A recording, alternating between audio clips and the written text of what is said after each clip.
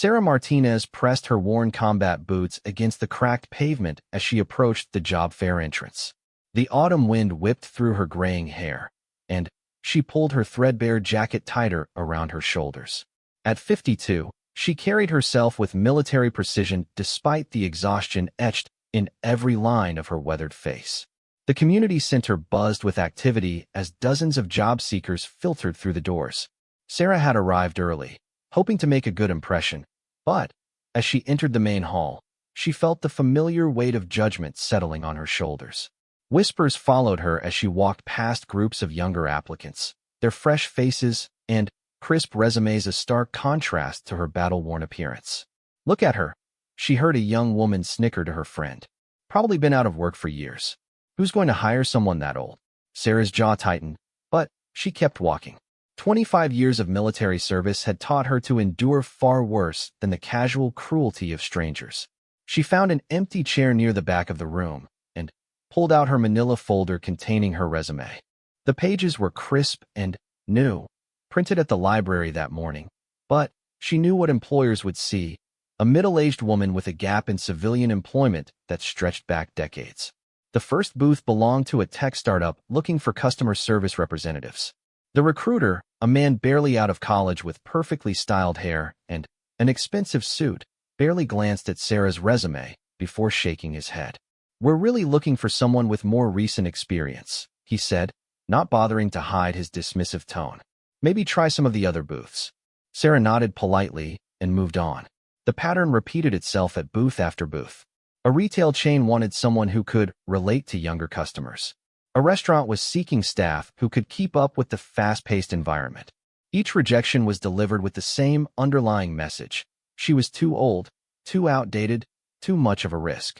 By noon, Sarah had spoken to 15 different employers and received 15 polite but firm rejections. She sat on a bench outside the community center, unwrapping the peanut butter sandwich she'd brought from home.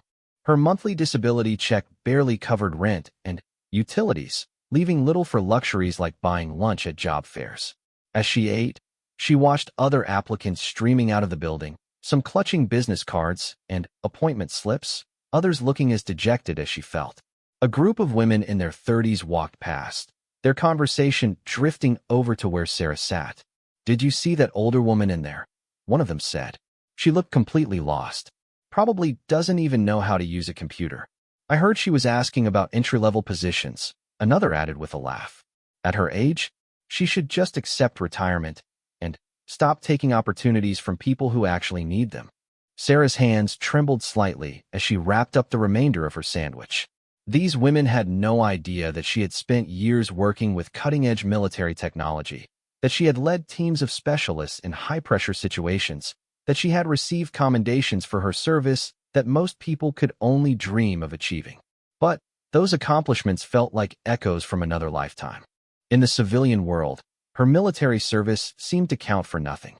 Employers either didn't understand how to translate her skills, or they assumed that her time in the armed forces had left her rigid and unable to adapt to corporate culture. The afternoon brought more of the same. At a medical office booth, the office manager looked at Sarah's address and frowned. "This is quite far from our location. Do you have reliable transportation?" Sarah's 11-year-old Honda was held together by prayer and duct tape, but it still ran. "Yes, I have a vehicle." "Well, we need someone who can work flexible hours, including evenings and weekends, with family obligations." The woman trailed off, making assumptions about Sarah's life that couldn't have been further from the truth. "I live alone," Sarah said quietly. "My schedule is completely flexible." The office manager's expression didn't change. "We'll keep your resume on file and call if anything opens up." Sarah knew that call would never come. She had heard the same empty promise at dozens of interviews over the past 6 months. Since her discharge from the military, she had applied for over 200 positions. The few interviews she had managed to secure all ended the same way, with polite rejection and the growing certainty that nobody wanted to hire a middle-aged veteran with no recent civilian work experience. As the day wore on, Sarah found herself gravitating toward the back corners of the job fair, away from the crowds of younger applicants and the increasingly judgmental stares. She had always been a fighter, but months of rejection were wearing down her resolve. The small apartment she rented was adequate, but the isolation was crushing. Her military friends were scattered across the country, and she had struggled to build new relationships in civilian life. The irony wasn't lost on her that she had spent years protecting her country, only to find herself unwanted and overlooked by the very society she had served. Her specialized training in intelligence analysis and communication systems meant nothing in a world that valued youth and fresh college degrees over experience and dedication. Near closing time, Sarah made one final attempt at a booth for a security company. The recruiter, a middle-aged man with a firm handshake, seemed more promising at first. He actually looked at her resume, noting her military background with interest. 25 years of service, impressive, he said. What kind of discharge did you receive? Honorable discharge, Sarah replied, feeling a flicker of hope. The man nodded, but then his expression grew cautious. Any service-related injuries or medical issues we should know about? Sarah hesitated. She had been diagnosed with PTSD following her final deployment, but she had worked hard in therapy to manage her symptoms. The nightmares were rare now, and she had developed coping strategies for the anxiety that sometimes overwhelmed her in crowded spaces. Nothing that would interfere with my ability to perform the job, she said carefully. The recruiter's smile became forced. Well, we'll certainly consider your application. Thanks for your service. As Sarah walked away from the booth, she caught the man tossing her resume into a trash bin behind the table. The casual dismissal hit her harder than all the previous rejections combined. She had given everything to her country, including her mental health, and now that service was being used as a reason to deny her basic employment opportunities. The job fair was winding down as Sarah gathered her things.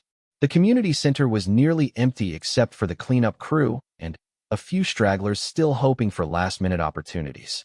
As she walked toward the exit, she overheard a conversation between two recruiters who were packing up their materials. Pretty slim pickings today, one of them said. Nobody really stood out. Tell me about it, the other replied. That older woman who kept coming around. Talk about desperate. Someone should tell her that military service doesn't automatically qualify you for civilian jobs. Different world, different skills.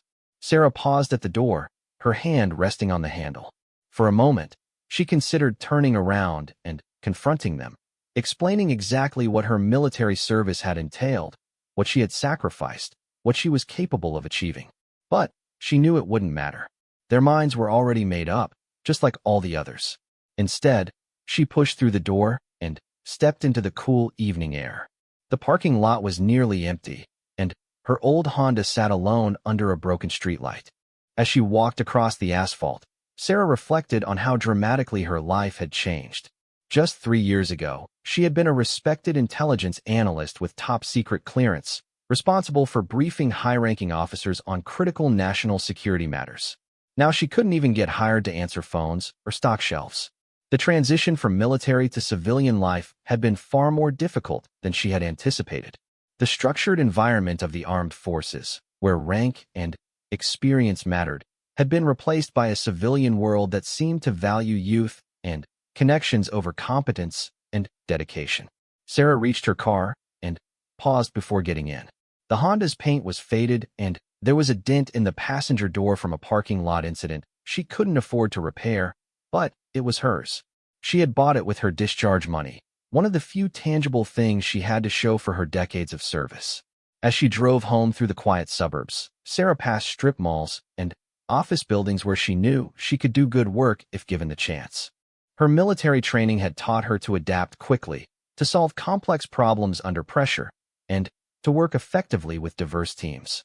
But none of that seemed to matter to civilian employers who saw only an aging woman with no recent corporate experience. Her apartment complex was a modest collection of two-story buildings that had seen better days. Sarah parked in her assigned spot and climbed the stairs to her second-floor unit. The apartment was small but clean, furnished with items from thrift stores and the few personal belongings she had accumulated over the years.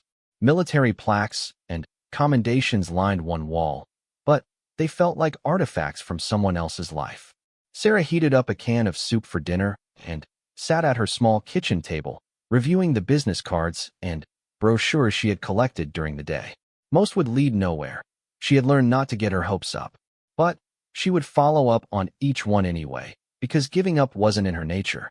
As she prepared for bed, Sarah caught sight of herself in the bathroom mirror. The woman looking back at her bore little resemblance to the confident officer who had once briefed generals and managed classified operations.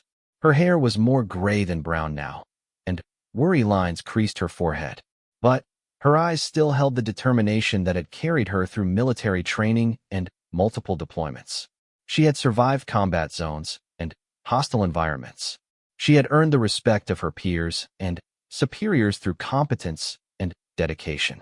Tomorrow, she would continue the fight for employment, regardless of how many people dismissed her as washed up or past her prime.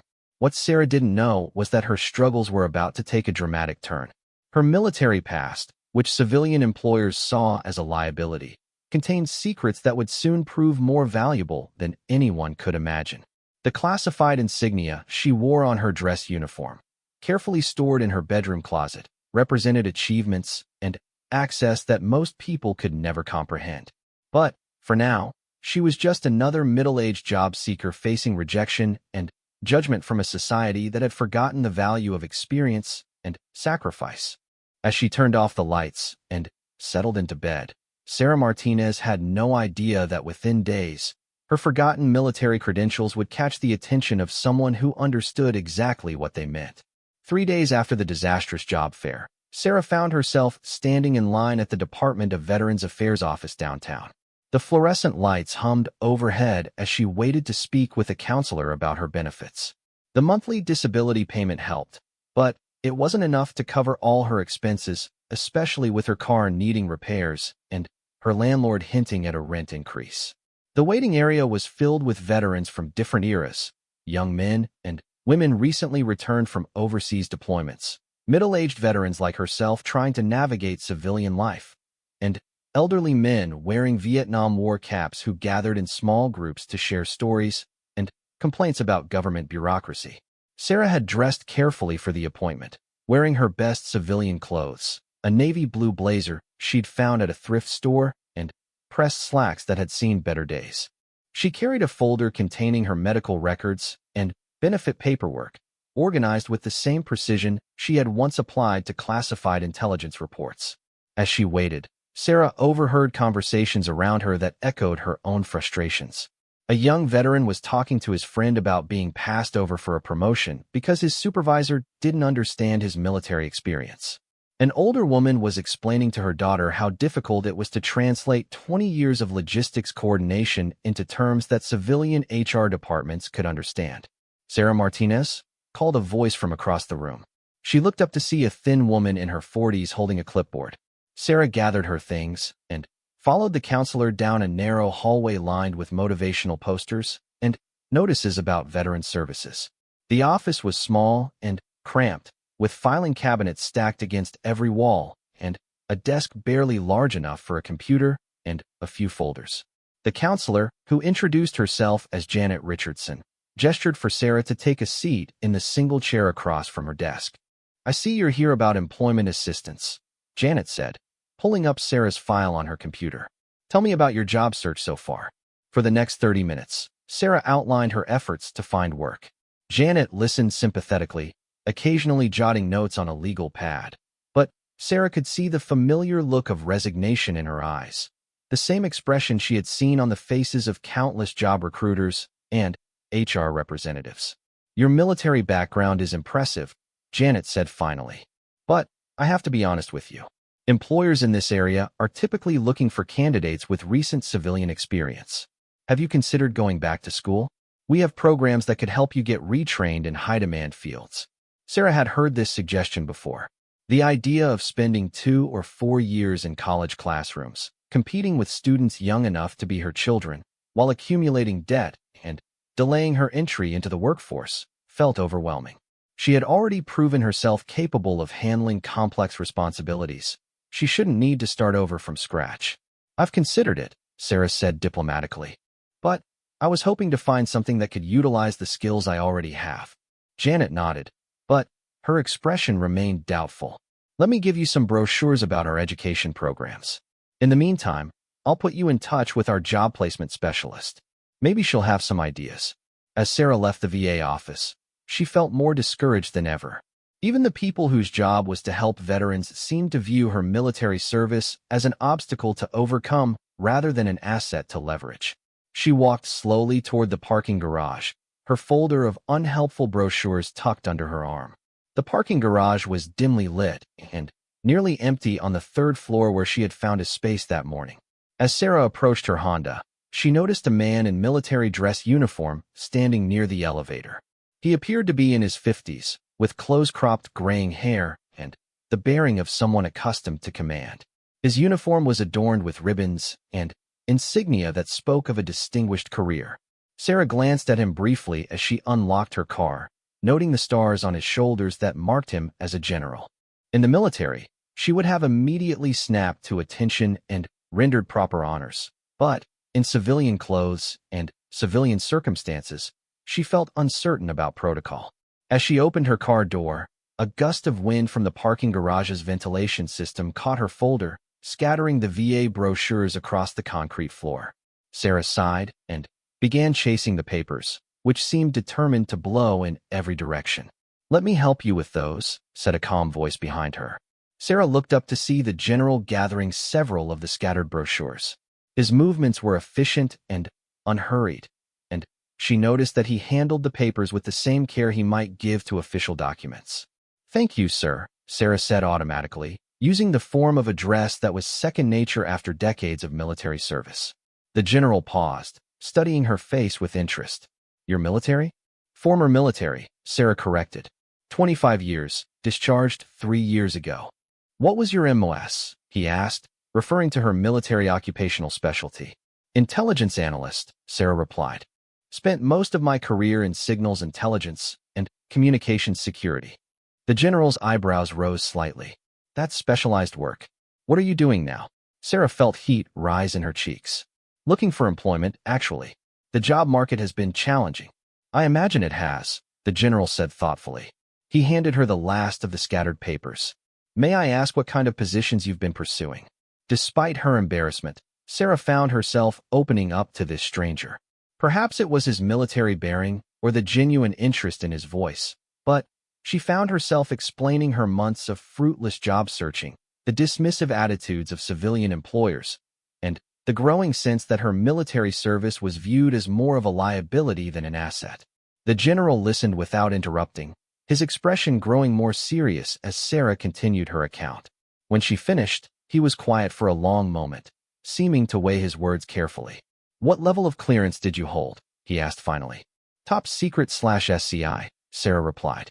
"Maintained it for the last 15 years of my service." The general's demeanor changed subtly.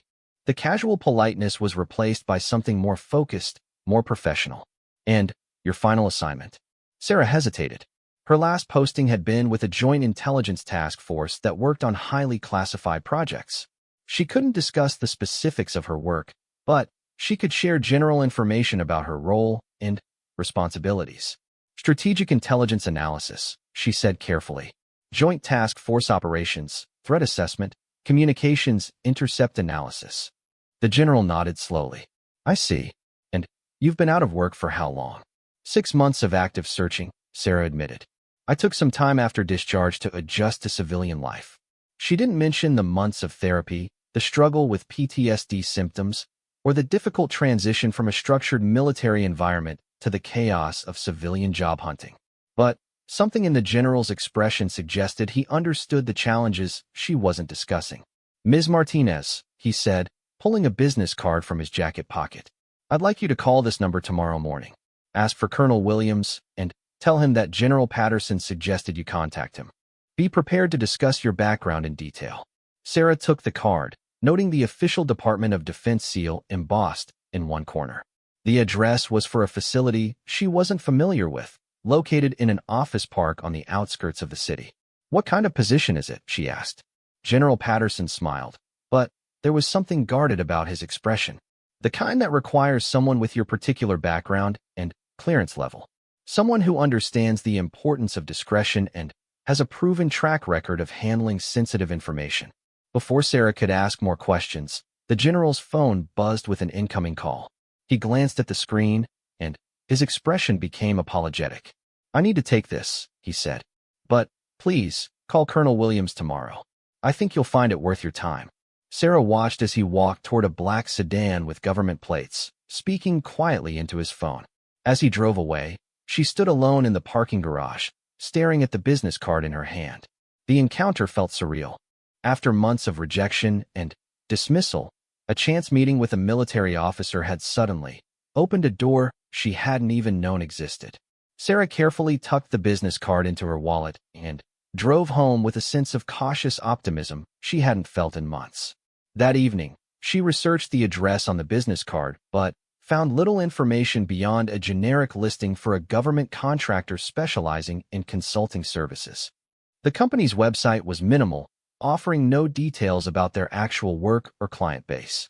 Sarah spent the night reviewing her military records, refreshing her memory of the technical details of her former assignments. She had worked on projects involving satellite communications intercept, foreign intelligence analysis, and counterintelligence operations. Much of her work remained classified, but she could discuss her general responsibilities and the skills she had developed. The next morning, Sarah dressed in her most professional outfit and called the number on General Patterson's business card. A receptionist with a crisp, professional voice answered on the second ring. "Colonel Williams' office. How may I help you?" "This is Sarah Martinez," she said. "General Patterson suggested I contact Colonel Williams about a potential opportunity." There was a brief pause. "Please hold while I transfer you." A moment later, a man's voice came on the line. "Ms. Martinez, this is Colonel Williams. General Patterson mentioned you might be calling.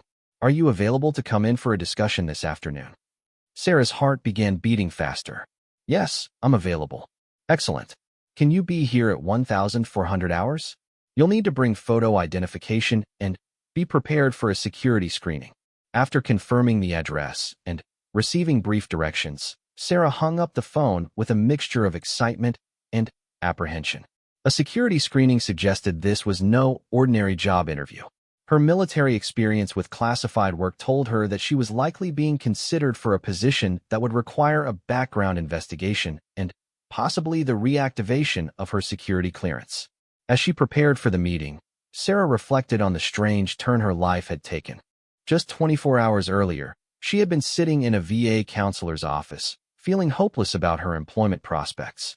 Now she was preparing for what sounded like a legitimate opportunity that might actually value her military background.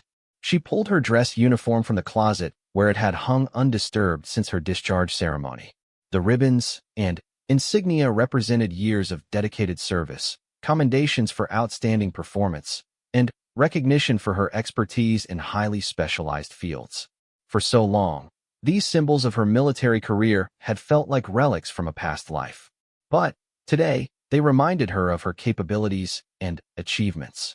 Sarah pressed the uniform carefully and laid it out on her bed. Whether or not she would wear it to the meeting, seeing it reminded her of who she was beneath the months of rejection and self-doubt. She was a trained intelligence professional with decades of experience handling the nation's most sensitive information. Whatever opportunity General Patterson had directed her toward, she was ready to prove that her military service was an asset, not a liability. As she drove toward the meeting that would change everything, Sarah Martinez had no idea that she was about to step back into a world where her specialized knowledge and security clearance would make her one of the most valuable people in the room. The civilian employers who had dismissed her as washed up had no understanding of the classified world where her expertise was not just relevant, but essential.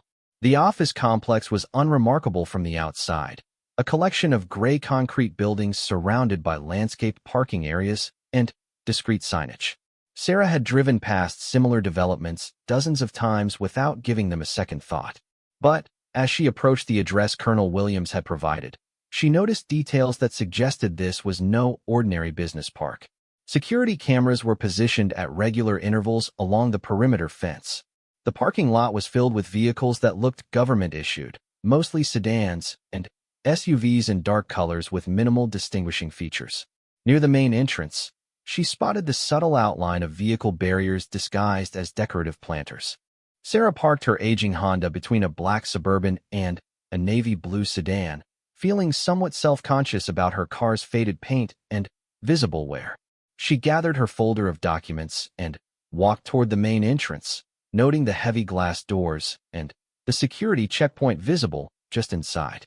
The lobby was austere but professional, with marble floors and walls lined with generic artwork that could have been found in any corporate office.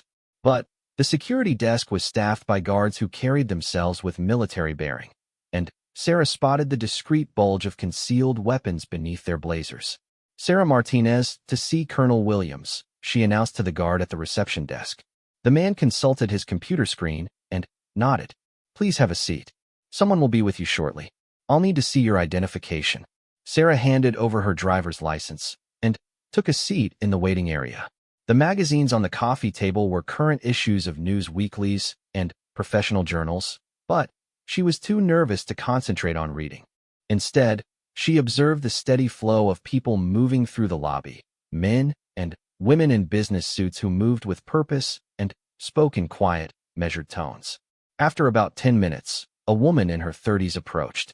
She was professionally dressed with shoulder-length blonde hair and the confident bearing of someone accustomed to authority.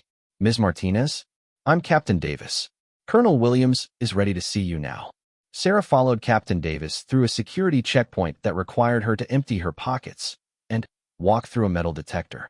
Beyond the security station, the hallways were lined with offices and conference rooms, most with closed doors and no identifying signage. Colonel Williams' office was larger than she had expected, with windows overlooking a courtyard and walls lined with framed certificates and photographs. The man behind the desk was younger than General Patterson, probably in his early 40s, with the lean build of someone who maintained military fitness standards even behind a desk. "Ms. Martinez, please have a seat," Colonel Williams said, gesturing to one of 2 chairs arranged in front of his desk. "General Patterson speaks very highly of you." "Thank you, sir," Sarah replied, settling into the offered chair. "Before we discuss the opportunity that brought you here, I need to ask you some questions about your background and current situation," Colonel Williams said. "This conversation is preliminary, but it may touch on classified topics. Are you comfortable proceeding?" Sarah nodded. "Yes, sir." For the next hour, Colonel Williams conducted what was essentially a professional interrogation. He asked detailed questions about her military assignments, her areas of expertise, her reasons for leaving the service, and her activities since discharge. Sarah answered as thoroughly as she could while staying within the bounds of what she was authorized to discuss about her classified work. Colonel Williams took detailed notes and occasionally asked follow-up questions that demonstrated his own familiarity with intelligence operations. Sarah found herself relaxing as the conversation progressed. For the first time in months, she was speaking with someone who understood her background and could appreciate the complexity of her former responsibilities. "Tell me about your job search since leaving the military," Colonel Williams said. Sarah described her experiences with civilian employers, the constant rejections, and the growing sense that her military background was viewed as irrelevant or problematic. Colonel Williams listened without comment, but she noticed his expression growing more serious as she continued. "The civilian sector has difficulty understanding the value of military intelligence experience," he said when she finished. "But there are organizations that recognize that value and actively seek professionals with your background. Is this one of those organizations?" Sarah asked. Colonel Williams leaned back in his chair. "We're a government contractor that provides specialized services to various federal agencies. Our work requires personnel with active security clearances and extensive experience in intelligence analysis, cybersecurity, and communications intercept operations." Sarah felt a familiar quickening of pulse that she associated with interesting professional challenges. "What kind of specialized services?" "I can't go into specifics during a preliminary discussion," Colonel Williams said. "But I can tell you that we work on projects involving national security threats, foreign intelligence operations, and emerging technological challenges. The kind of work where your background in signals intelligence and communication security would be directly applicable. And you're looking to hire someone with my qualifications?" "We have an immediate opening for a senior intelligence analyst," Colonel Williams confirmed. "The position requires an active TS/SCI clearance, which would need to be reinstated in your case. The work involves analyzing intercepted communications, preparing threat assessments, and supporting operational planning for field teams. Sarah tried to keep her excitement in check. This sounded like exactly the kind of work she had been trained for, the kind of challenging, meaningful employment she had hoped to find but had begun to think was impossible. What would the reinstatement process involve, she asked. A standard background investigation update, Colonel Williams explained. Given your recent discharge and clean military record, it should be straightforward. The process typically takes 6 to 8 weeks.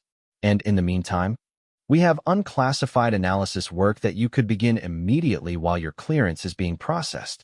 It would give you a chance to familiarize yourself with our current projects and allow us to evaluate your fit with our team. Colonel Williams pulled a folder from his desk drawer and handed it to Sarah.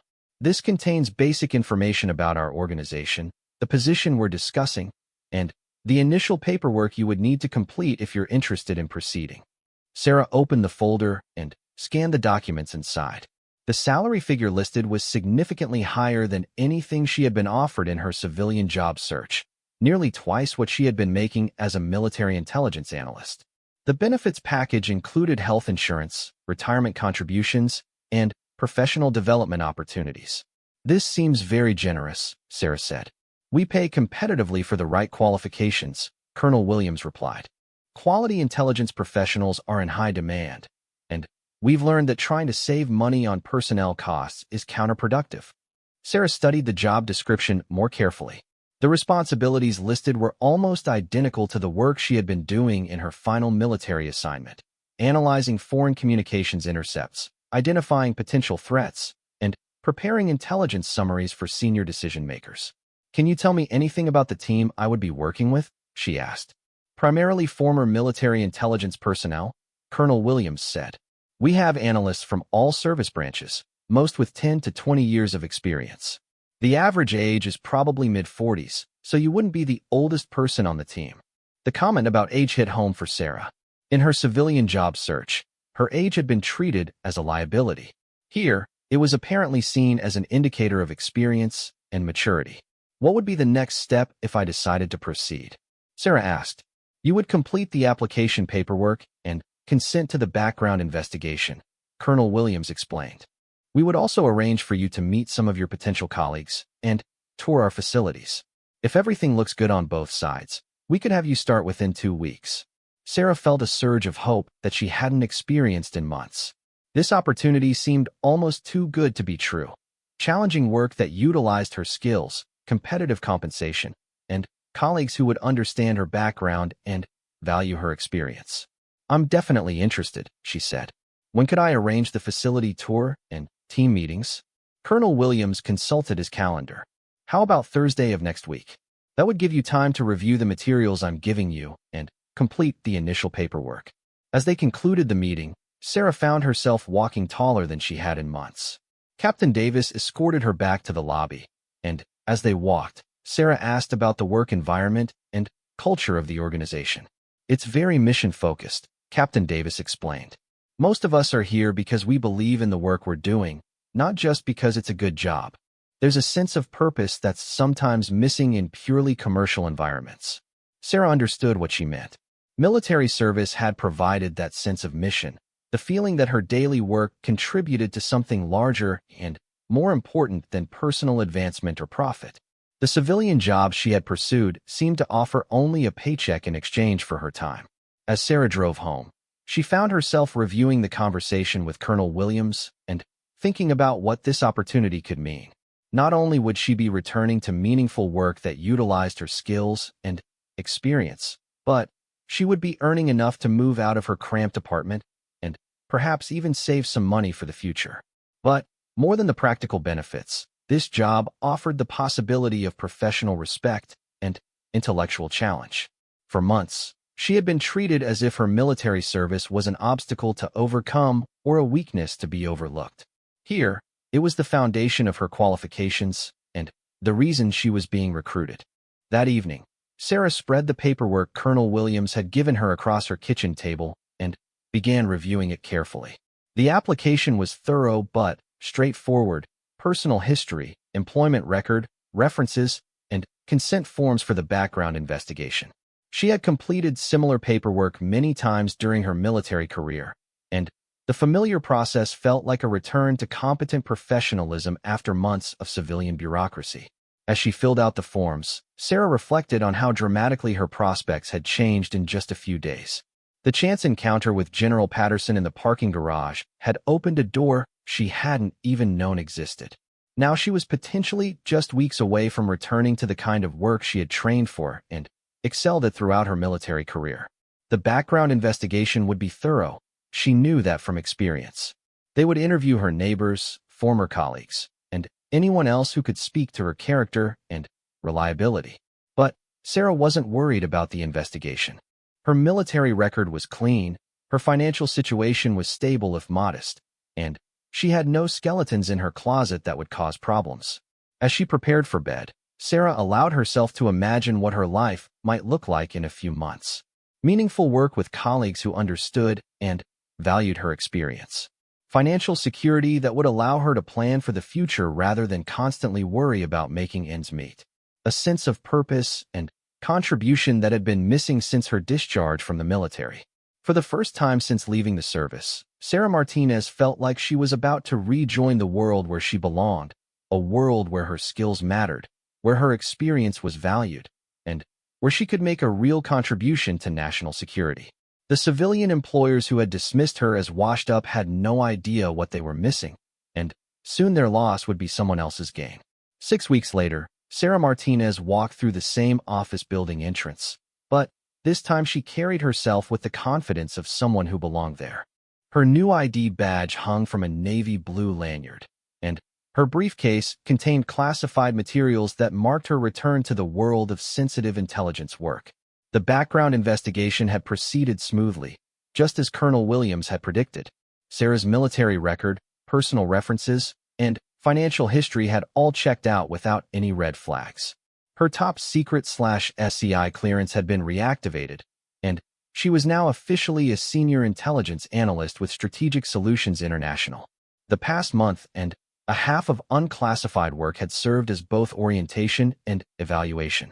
Sarah had been assigned to analyze open-source intelligence reports on emerging cyber threats, work that utilized her analytical skills while allowing her supervisors to assess her capabilities and work style. The transition back to intelligence analysis had felt natural, like putting on a favorite piece of clothing after a long absence. Her colleagues had welcomed her with the professional respect she had been missing in civilian job searches. The team was indeed composed mostly of former military intelligence personnel, and they shared a common language of experience and understanding that made collaboration effortless. For the first time since her discharge, Sarah felt like she was among her professional peers. The office space assigned to her team was nothing like the cramped VA counselor's office, where she had felt so hopeless weeks earlier. Large monitors displayed real-time intelligence feeds. Secure communication systems connected them to field operatives and other analysis centers, and specialized software allowed for complex data correlation and pattern analysis. Sarah's first major classified assignment involved analyzing intercepted communications related to a foreign intelligence operation targeting American technology companies. The work required exactly the kind of signals intelligence expertise she had developed over her military career, and she found herself energized by the complexity and importance of the task. As she reviewed the intercepted communications on her secure workstation, Sarah identified patterns and connections that had been missed by previous analysts.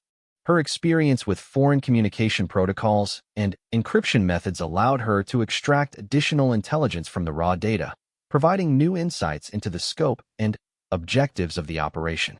The breakthrough came on a Thursday morning when Sarah was analyzing a series of seemingly routine business communications between a foreign consulting firm and several American tech companies. Most analysts would have dismissed these as legitimate commercial correspondence, but something about the timing and phrasing caught Sarah's attention. Using techniques she had learned during her military service, Sarah began mapping the communication patterns against known intelligence indicators. What emerged was a sophisticated network of economic espionage targeting cutting-edge research in artificial intelligence and quantum computing. Sarah documented her findings in a detailed analytical report and scheduled a briefing with her supervisor, Dr. Jennifer Walsh, a former CIA analyst who had joined the private contractor after 20 years in government service. Dr. Walsh reviewed Sarah's work with the kind of professional scrutiny that Sarah had missed during her months of civilian job hunting. "This is excellent analysis," Dr. Walsh said after reviewing the report. "You've identified connections that our client agency missed completely. How confident are you in these conclusions?" "Very confident," Sarah replied. "The communication patterns are consistent with known foreign intelligence methods, and the targeting is too precise to be coincidental." Dr. Walsh nodded approvingly. "I'm going to forward this directly to the client's senior leadership. This could have significant implications for national security policy." That afternoon, Sarah received an email requesting her presence at a briefing scheduled for the following morning. The attendee list included not only her immediate supervisors, but also representatives from the client agency and Colonel Williams himself. As Sarah prepared for the briefing, she reflected on how dramatically her professional life had changed. Just 2 months earlier, she had been sitting in community center job fairs, listening to recruiters dismiss her qualifications as irrelevant. Now she was preparing to brief senior intelligence officials on threats to American national security. The briefing room was equipped with secure video conferencing equipment that connected them to officials in Washington. Sarah's presentation outlined her analysis of the foreign intelligence operation, complete with detailed charts showing communication patterns, target identification, and assessed objectives. The questions that followed demonstrated that her audience understood both the significance of her findings and the sophisticated analytical work required to uncover the hidden network. For 45 minutes, Sarah fielded technical questions about methodology, confidence levels, and recommended countermeasures. After the remote participants disconnected, Colonel Williams remained in the briefing room with Sarah and Dr. Walsh. "Outstanding work," he said. "Your analysis has provided the first clear picture of this operation's scope and methods. The client is extremely pleased." Dr. Walsh added, "We've already received a request for Sarah to lead the expanded investigation into this network. They specifically want her analytical expertise driving the effort." Sarah felt a familiar surge of professional satisfaction. This was the kind of recognition she had earned throughout her military career, acknowledgement that her skills and experience produced results that mattered. After months of being told she was overqualified, underqualified, or simply too old, she was once again being valued for her competence and expertise. The expanded investigation kept Sarah busy for the following weeks. She led a team of junior analysts in mapping the full extent of the foreign intelligence network, coordinating with field operatives to gather additional intelligence, and preparing regular updates for senior decision-makers. The work was challenging and important, exactly the kind of mission-focused employment that had drawn her to military intelligence in the first place. But, beyond professional satisfaction, Sarah found herself enjoying financial security for the first time since her discharge. Her new salary allowed her to move out of her cramped apartment into a comfortable townhouse with a small garden where she could pursue the hobby of growing vegetables that she had discovered during her transition period. More significantly, the respect and recognition she received at work began to restore the confidence that months of rejection had eroded. Sarah's colleagues sought out her opinions on complex analytical questions, junior staff members requested mentoring, and senior management regularly praised her contributions in team meetings. 3 months into her new position, Sarah was working late in the office when she received an unexpected visitor. General Patterson, the officer whose chance encounter in the parking garage had started this transformation, appeared at her cubicle accompanied by Colonel Williams. "Ms. Martinez," General Patterson said, "I wanted to stop by and see how things were working out." Sarah stood and shook his hand. "Very well, sir. Thank you for the referral. It's changed my life." "I hear you've been making quite an impression," General Patterson said. "Colonel Williams tells me your work on the technology espionage case has been exceptional." "It's exactly the kind of work I was trained for," Sarah replied. "I'm grateful for the opportunity to use my skills again." General Patterson nodded thoughtfully. "It's a shame that more organizations don't understand the value of experienced military intelligence professionals. The civilian sector's loss is our gain, I suppose." After the officers left, Sarah remained at her desk for a few more minutes, reflecting on the strange turns her life had taken. The contrast between her current situation and her experiences at job fairs and civilian interviews was almost surreal. The following week, Sarah received an invitation that would have seemed impossible just months earlier. Strategic Solutions International was hosting a professional conference on emerging intelligence threats, and Sarah had been selected to present her research on foreign technology espionage to an audience of government and industry professionals. As she prepared her presentation, Sarah thought about the young women at the job fair who had dismissed her as washed up and taking opportunities from people who actually needed them. Those women probably had no idea that the older woman they had mocked was now briefing senior intelligence officials on threats to American technological superiority. The conference presentation went well, with Sarah fielding questions from an audience that included representatives from major technology companies, federal law enforcement agencies, and military intelligence organizations. Several attendees approached her afterward to discuss potential consulting opportunities and collaboration on future projects. During the networking reception that followed, Sarah found herself in conversation with a group of younger analysts who were eager to learn from her experience. As she shared insights about analytical methodology and career development in the intelligence field, Sarah realized that she had become the kind of mentor she had once sought during her own early career. One of the young analysts, a recent college graduate working for a federal agency, asked about Sarah's background and how she had developed her expertise. 25 years of military service, Sarah explained, mostly in signals intelligence and communications analysis. The young woman looked impressed. That must have given you incredible experience. I can't imagine having that kind of background to draw from. The comment struck Sarah as ironic. In the civilian job market, her military background had been viewed as a limitation. Here, among intelligence professionals who understood the field, it was recognized as the valuable foundation it had always been. As the evening wound down, Dr. Walsh approached Sarah with news that would cement her professional comeback.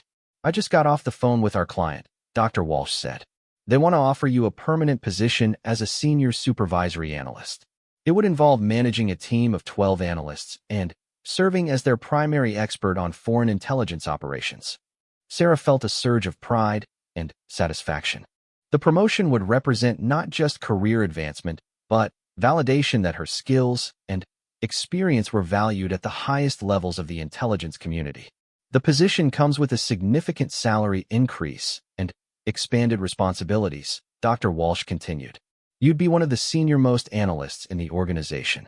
As Sarah drove home that evening, she passed the community center where the disastrous job fair had taken place months earlier.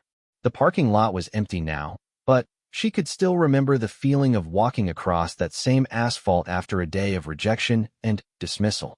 The people who had mocked her appearance and questioned her relevance had no understanding of the classified world where her expertise was not just valued but essential. They had judged her based on surface appearances and civilian assumptions, missing entirely the depth of knowledge and experience that military service had provided. Sarah pulled into the driveway of her new townhouse and sat in her car for a moment, appreciating how much her life had changed. The financial stress was gone, replaced by comfortable security.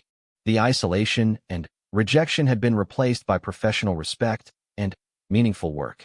Most importantly, the sense of uselessness and irrelevance had been replaced by the knowledge that her skills were making a real contribution to national security.